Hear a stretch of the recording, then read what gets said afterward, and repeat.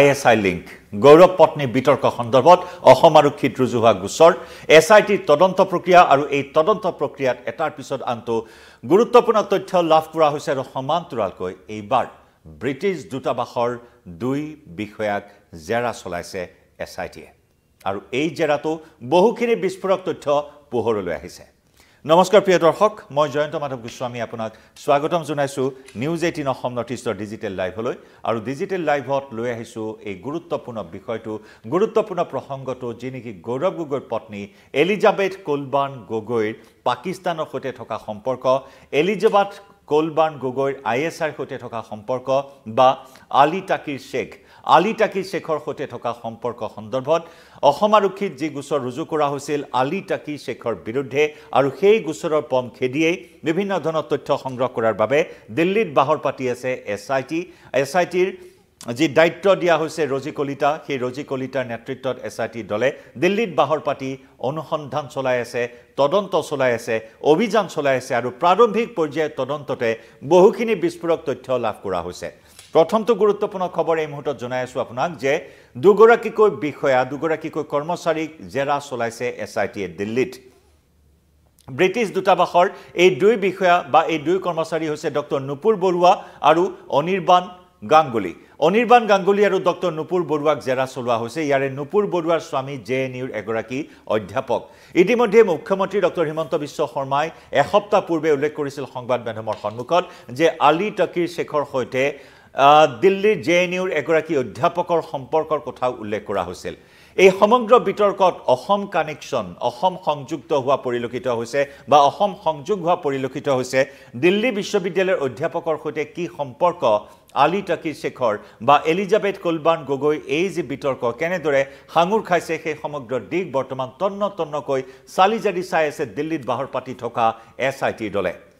আৰু মুখ্যমন্ত্ৰী ডক্টৰ হিমন্ত বিশ্ব শৰ্মাই সদনৰ মজিয়াটো এই বিষয়টোক লৈ সৰব হৈ থকা পৰিলক্ষিত হৈছে। আনকি শেহতীয়াকৈ সংবাদ মাধ্যমৰ সন্মুখত মুখ্যমন্ত্ৰী ডক্টৰ হিমন্ত বিশ্ব শৰ্মাই উল্লেখ কৰিছে যে ইণ্টাৰপোলৰ সহায় লোৱা হ'ব এই সমগ্ৰ তদন্ত প্ৰক্ৰিয়াটোত, কাৰণ এটা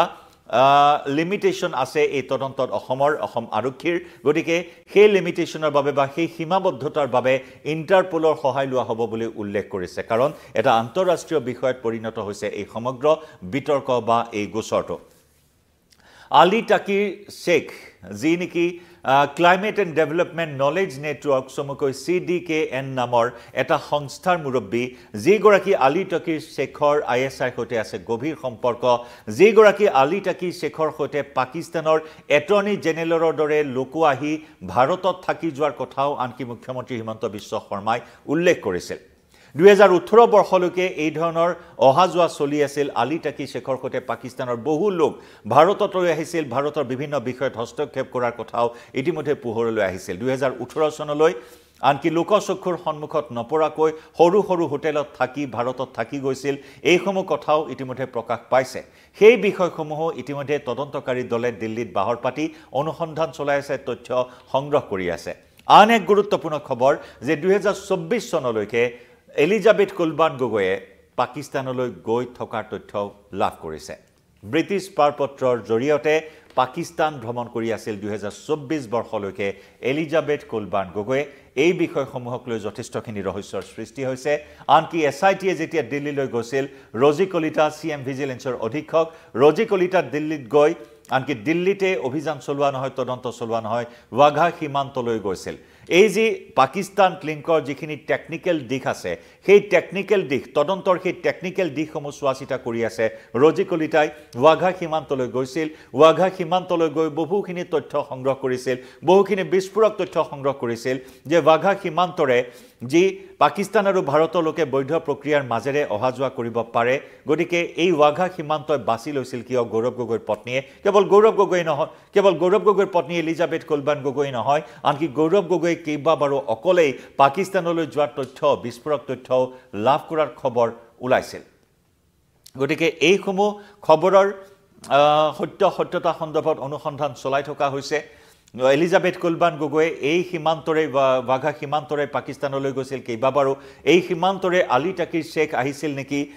অসমলৈ, ভাৰতলৈ, এইসমূহ দিশ বৰ্তমান চোৱা চিতা কৰি থকা হৈছে আনকি ইমানেই নহয় আলী তকিৰ শেখে আনকি ছ'চিয়েল মিডিয়াত অসমৰ বিভিন্ন বিষয়ক লৈও সৰব হোৱা পৰিলক্ষিত হৈছে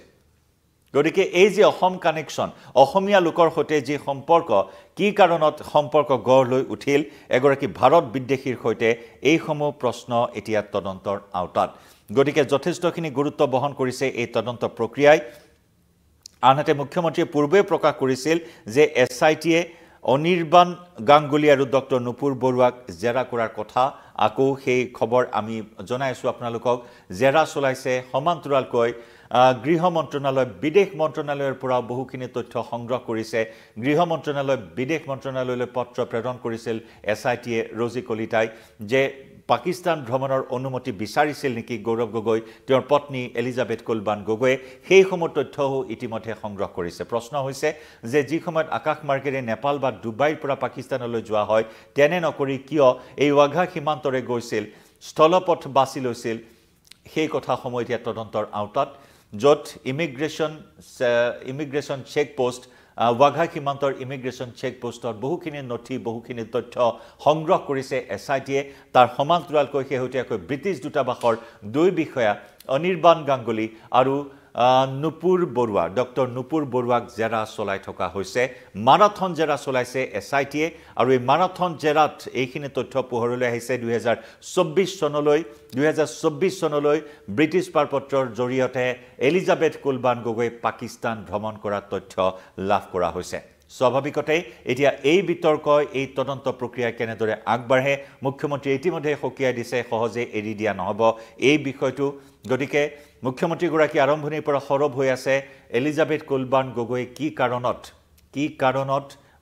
ভাৰতীয় নাগৰিকত্ব গ্ৰহণ কৰা নাই সেই প্ৰশ্ন উত্থাপন কৰা পৰিলক্ষিত হৈছিল আৰু তাৰ মাজতে ভাৰত বিদ্বেষী এগৰাকী বিতৰ্কিত ব্যক্তিৰ সৈতে এলিজাবেথ কুলবান গগৈৰ যি সম্পৰ্ক climate and development knowledge network CDKNত কৰ্মৰত